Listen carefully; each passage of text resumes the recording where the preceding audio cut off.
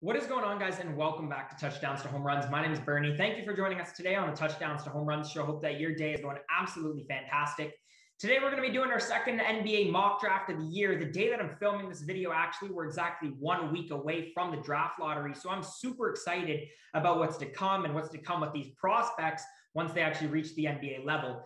Today, we're doing the mock draft a little bit different than the way that we did last time. Last time, we actually simulated a draft lottery.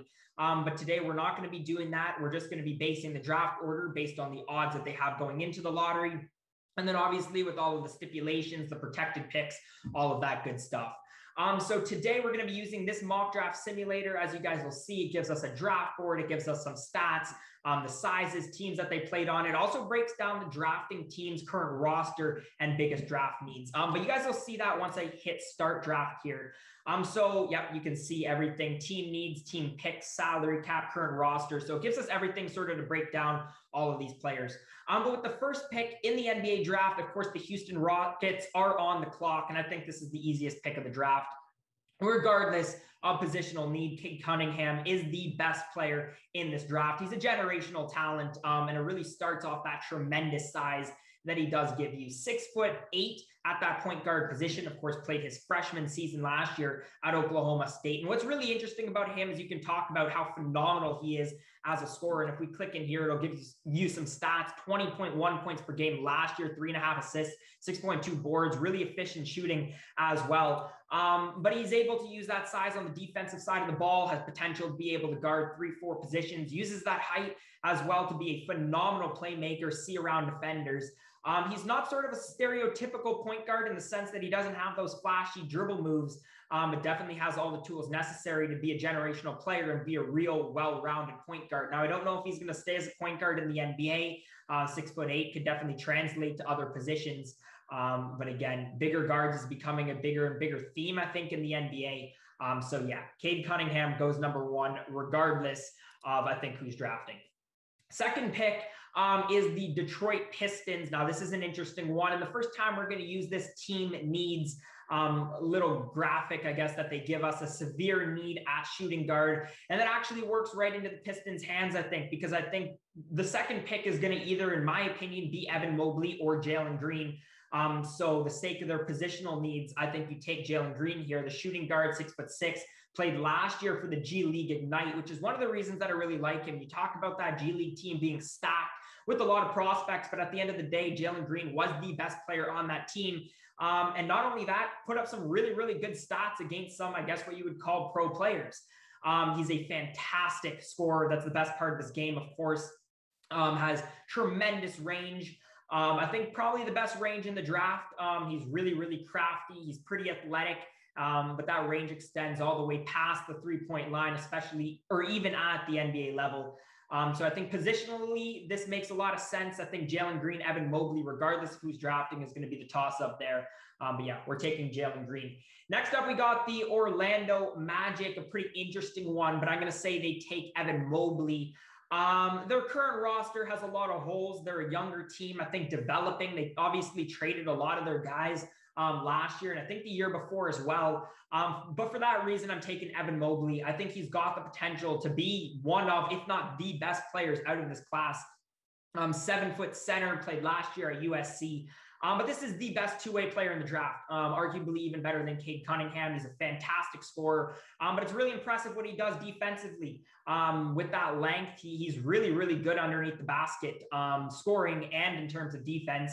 Obviously, tremendous production last year for USC. The only issue with Evan Mobley here, he's got a little bit of issues in terms of off the court and effort, sort of things like that. Which is, why he was never in the conversation to be number one or might fall past number two.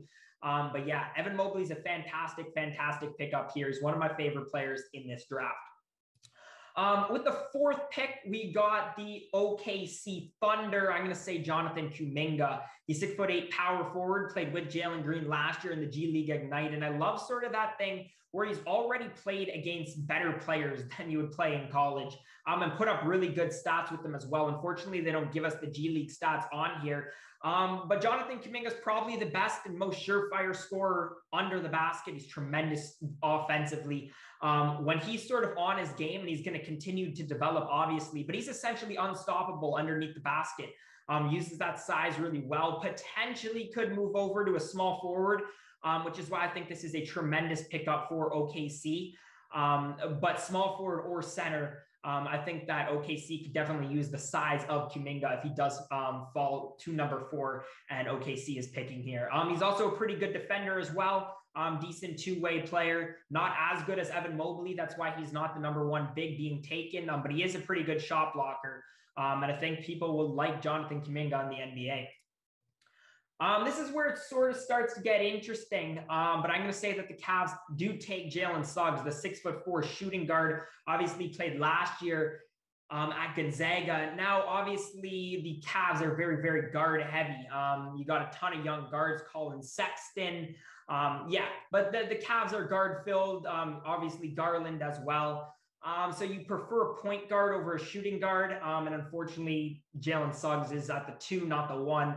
But he's a leader. He was fantastic for Gonzaga last year. He's a good playmaker. We can see his stats here. He's also a good scorer, 14.4 points per game, and what was probably the most electric offense that we've seen in a long time in college basketball, but he fills up the stat sheets and does it efficiently. 4.5 assists, 5.3 boards per game.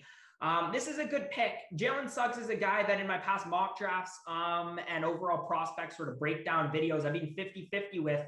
But I think that this would be a tremendous pickup if the Cavs do take him. I love the hustle this guy plays with. He's very athletic, and I think he's got a high ceiling in the way that the NBA is sort of trending. So we'll take Jalen Suggs here.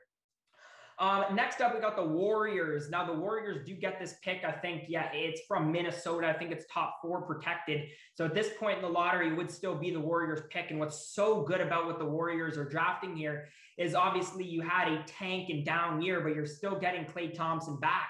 And, you got now Curry, Thompson, Draymond Green, James Wiseman, who was a top pick last year. So this, Warriors lineup and roster is really ready to be a contender again in the Western Conference, and you get to add another piece. That's why I think that the Warriors take Scottie Barnes, a 6'9" small forward. Now, I know I'm being really basic, sort of going in order for this top 6, but it makes a lot of sense. You battled with Wiggins, Kelly Oubre over there. You take another small forward who gives you depth at that position, maybe doesn't start, but comes off the bench.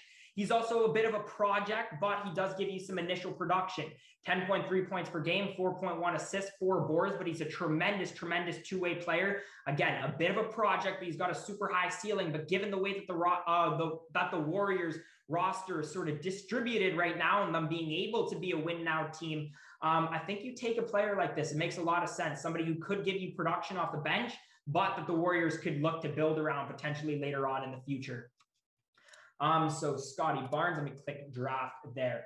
All right, so with the 7th pick in the draft, it is time for my Toronto Raptors. Of course, if you watch the channel, you'll know that I'm a fan of them. And the way that this sort of draft order works out, they'll also get to pick my favorite player in this draft. So they're taking Keon Johnson, the shooting guard, 6'5", played last year at Tennessee. This is my favorite player in the draft, not in terms of likability sense, but in terms of the way he plays basketball. This is the most athletic kid in the draft. The Raptors don't really have positional needs except for center. So I think you take the best player available. So again, that's why it's Keon Johnson. If you look at his stats, 11.3 points per game, 2.5 assists, 3.5 rebounds. But again, athleticism is so fun to watch. But none of that's the reason why I actually think the Raptors are going to be drafting this kid. Sort of the way that the Raptors used to play was a really, really defensive sort of scheme, but they've lost a lot of players since their championship. Pretty much everyone, I think, actually now, especially if Lowry leaves.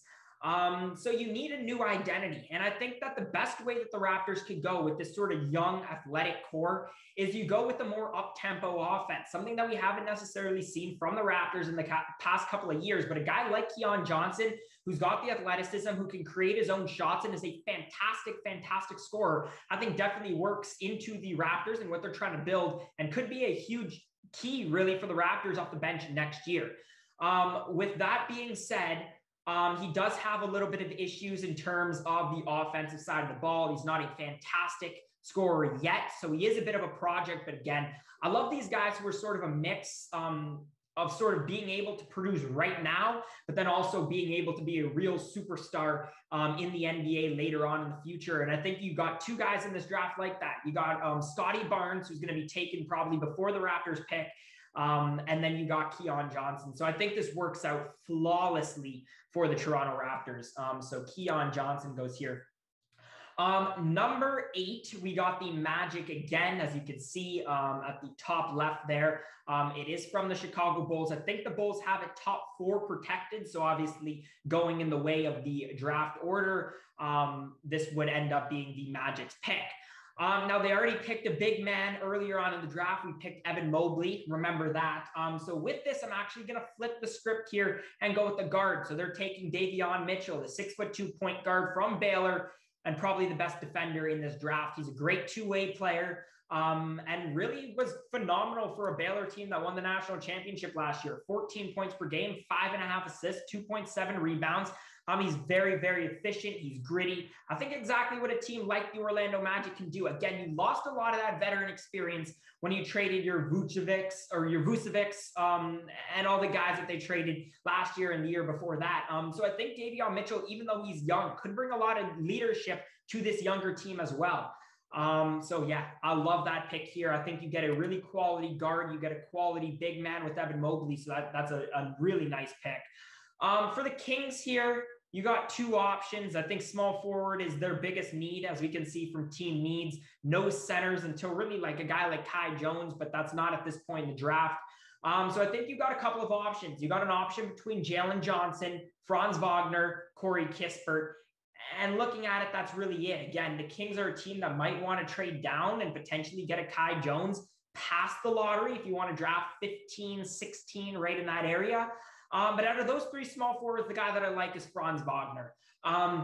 For a team like the Kings, Franz Wagner is the perfect guy because you're not on a win now stage, but you got a lot of quality guards. You got Buddy Hield, De'Aaron Fox, guys that you can build around. And Franz Wagner not only is a two-way player, he's a terrific wing player and definitely fits this sort of 3-point type shooting offense that I think the Kings definitely are with Buddy Hield over there. So definitely fits them. He is, I think, one of the best and most underrated defenders in college basketball. The step-ups that he saw from his years at Michigan, in his freshman, sophomore year was absolutely insane. He's a bit inconsistent at times, but he's a terrific shooter, a terrific player at being able to drive to the basket. Great free throw shooter as well. He's the hustle guy you want, can get blocks, steals, hustle defender for sure. So I think fits really, really nicely into this Kings lineup if they decide to stay in the top 10. And then the final pick, I'm going a little bit further down. We're taking Josh Giddy. As you can see here, shooting guard, biggest need here for the Pelicans. But the Pelicans are in a weird situation because I don't know what their future is like with Lonzo Ball. Obviously, you drafted Zion, who's supposed to be the future of the team. So I think guard is really still the way you go. I think you could trade for a point guard or get a point guard if you needed one in free agency to go alongside a guy like Bledsoe. There's a lot of guys available, even if it's not Kyle Lowry, Dinwiddie potentially, Graham. So I think a shooting guard is pretty good. Josh Giddy is a shooting guard, 6'8" from Australia. He's the 3rd youngest draftee in this draft. And he's also the best international player. Gives you a little bit of sort of potential, I think, with the draft pick, I think is what the Pelicans could really, really use.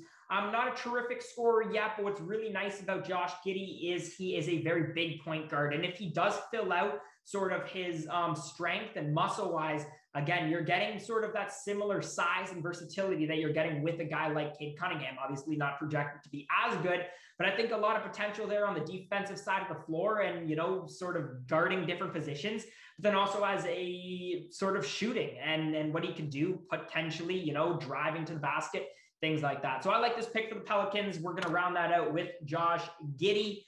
And then as you can see here, we got our top 10 of the draft, and you guys can take a look at that right now. But if you guys did enjoy today's video, make sure to let me know down in the comment section below. Do you agree, disagree with any of my picks? I want to hear that all down in the comment section below. If you guys did enjoy today's video, make sure to pound that thumbs up button, subscribe to Touchdowns to Home Runs for more content just like this. As always, guys, thank you so much for watching, and I hope to see you again next time.